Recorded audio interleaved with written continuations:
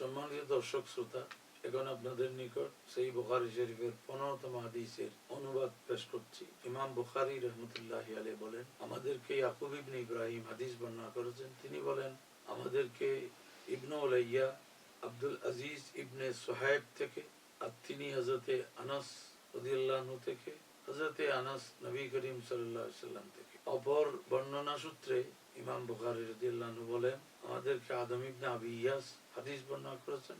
তিনি বলেন, আমাদেরকে শুবা হাদিস বর্ণনা করেছেন হযরত কতাদা থেকে, এবং কতাদা হযরতে আনাস রাদিয়াল্লাহু আনহু থেকে।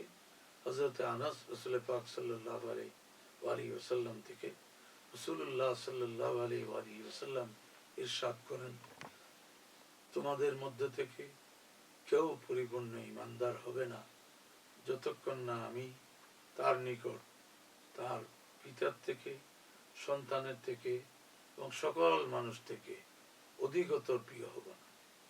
আলোচ্য হাদিসে উপরের হাদিস থেকে এই অংশটি অতিরিক্ত, ওয়ান্নাসে আজমাইন।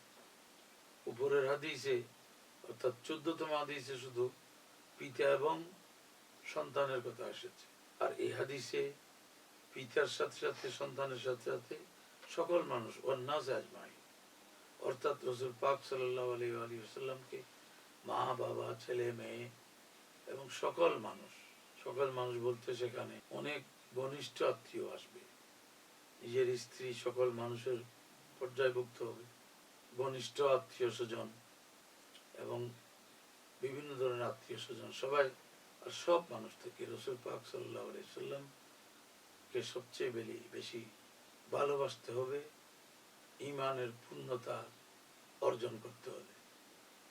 আর সেটি প্রমাণিত হবে দুইভাবে।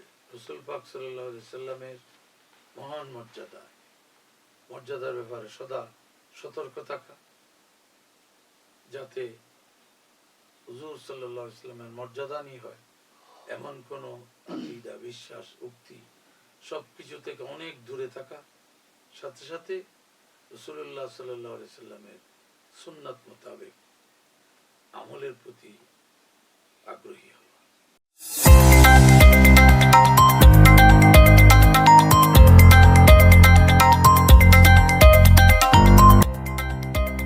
সত্যের সন্ধানে নির্ভীক, P News TV।